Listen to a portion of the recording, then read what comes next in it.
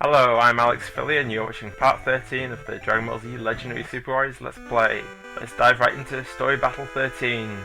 Super Saiyan Vegeta versus Android 20. So this is the first time you play Super Saiyan Vegeta. He's stronger and he has more moves. You're playing as a character that's quite a lot stronger than the androids, so in theory this is quite an easy battle. However, be aware that the androids can absorb your energy attacks and regain health, which is obviously not something you want to do. You don't want to turn a 20cc move into a health pack for the enemy, so just watch yourself there. Okay, so let's see what I've got in the deck. Continuous Punch, 6 stage attack, After Image. Let's try and use the 6th stage to get a bit of CC. So the more CC I have, the more moves I'll be able to perform, and also the more flexibility in using the defensive cards. Just don't forget, the more CC the enemy has, the more deadly they are, as they have a bigger range of moves. Right, so knocking Android 20 around. Now it's his turn, so thinking defensively, what can I do? Could put After Image on, but I think for now I'll just move forward and block the beams, since most of the android characters use beams exclusively, so I'm going to move closer and I'm going to move on the ground so that their beam attacks do less damage. Life Absorb's quite weak, so I'm not really worried about that particular melee attack. Alright, now it's my turn again. Let's see what card I get. It looks like a stage attack card, and it's the 6th stage, so why don't I use that, get some more CC, and then I'll be in an even better position to attack the enemy with. Let's see what happens next in the battle. The android's not doing anything, so this is a good time for me to gain CC by performing these stage attacks. And that's the end of my turn. Turn change, now it's Android 20's turn. This time I will use the After Image because I've got quite a lot of CC left over. And this will prevent any attacks hitting reliably. Alright, Android 20 is charging up, which means he's going to use a special attack in the next few turns. So let's see if I can knock him down to size in that time. I could either use Big Bang or Final Flash, but first I need to charge up. Or I could use one of these attacks to do a bit of damage. So what do? Well, I think I'm going to charge up and use a strong attack, as it may be a good idea to deal a large amount of damage. Big Bang attack's cheaper, but it also has less accuracy than the Final Flash. Both cards do a considerable amount of damage, and it can only be used by Super Saiyan Vegeta. Okay, so we're both charging up. I'm going to move a bit closer, and he's using Energy Slash, which is a mid-level energy attack. Let's see if this After Image works. It didn't, and I took full damage, but thankfully it only deals about 45% damage. Alright, so now let's have a look what I can do. I'm going to try and use Final Flash. I don't use this much, but it's nice because it's cool, and I enjoyed the episode in which it made its debut. Alright, so it hit Android 20, did quite a lot of damage actually, about 70%, so he's down to about 20% or so, and that might have given him a bit of CC, and it did, so he's using his strongest attack, which is the Super Evo, which can also be used by Frieza and Boo, one of the strongest beam attacks in the game. That did a fair bit of damage, and I'm almost dead, but thankfully that attack will have given me some CC back. So what should I do? Well, I can't use any of those. I could use healing cards, or I could just use an energy wave, so let's do this and hope that he doesn't absorb it. Thankfully the android's low health should make this quick work. Let's see if this hits. It hits, it's killed him, and that's the end of the battle. Vegeta wins. That was quite a close call actually. I was kind of worried that I'd have to do it over again, but not. Anyway, so 2 cards here, Energy Slash and Foresight. I've got 9 of each of those, so it doesn't particularly matter what I do. Yeah, so that's the Energy Slash move. It's a mid-level move, costs 18cc, does a fair bit of damage. Yeah, it's not a bad card. Carrying on with the story. Android 20 is annoyed that he lost. Piccolo is saying that the feature's changed, maybe because the characters have been training for the past 2 years. Anyway, Krillin says that someone's coming, and it's the boy from the future with the purple hair. Anyway, Vegeta's talking about the androids, but Trunks says that they're the different android. They're not the same androids that he remembers. So something must have changed in the 3 years. But they don't know why, and they don't know what possibly could have caused it. Android 20 mentions the androids 17 and 18, which we'll know later are the androids from Trunks' timeline. And Android 20 tries to blow up the plane with Bulma and Kid Trunks, but thankfully Trunks saved them. But Trunks is annoyed because Vegeta should have saved him because they were his family. But Vegeta says it doesn't want to talk about it. Anyway, Bulma is filling everyone in because she remembers that it's actually Dr. Gyro who is the creator of the androids. But she's saying it's strange because he rebuilt himself as an android. And then they do find out that Android 20 really is Dr. Gyro, and history has been changed since the boy travelled back in time. Bulma heard a rumour that Gyro's lab is on a mountain nearby, in a secret location.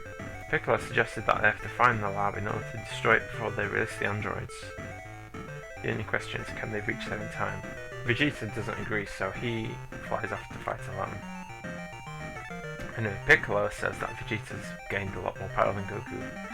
That's potentially true, but the heart virus has also made Goku weaker as well. Anyway, Trunks is going as well. He needs to find Vegeta and stop him from going away. Anyway, here's the big reveal. The boy from the future is actually Trunks. He's the baby of Bulma and Vegeta, and everyone is completely taken back. Except Piccolo, because he knew it before. Anyway, Piccolo says to go and find Dr. Gyro's lab. So they've got to find the androids before they're activated fully. But that's easier said than done, as the androids don't have any key for the heroes to find. So Piccolo is telling Gohan to go home and tell Goku what's happening, and to make sure Chi-Chi's okay. In the meantime, Piccolo tries to find Dr. Gyro's lair along with Tien, Krillin, and Vegeta and Trunks. They find the androids, but they get into a fight. Gohan heads off, and Yajirobe's there as well.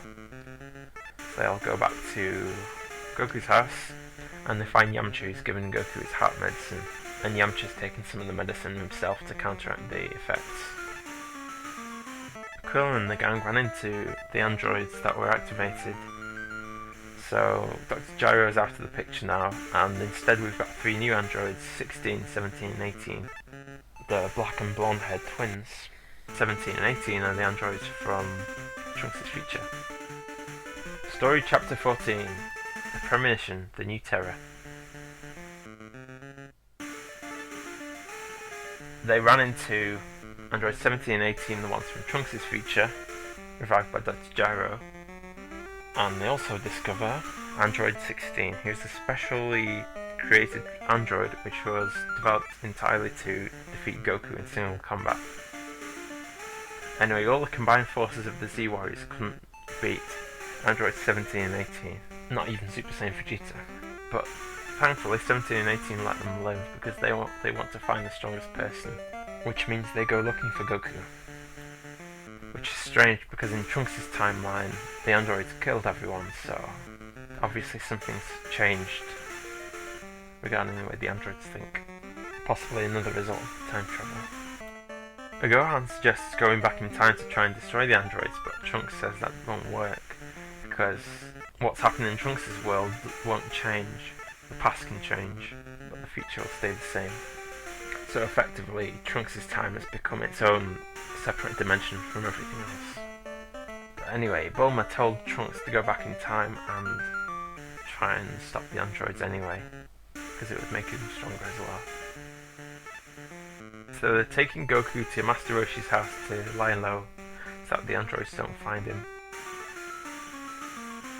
Krillin says that Bulma's a strong mother, and Trunks says she's got the same kind of attitude in the future.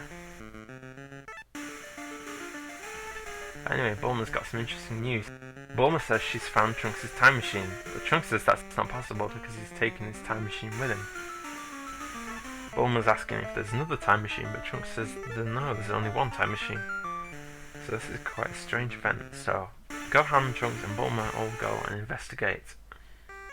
So they get to the scene and they find a time capsule, but it's been ravaged by time and it's in bad condition.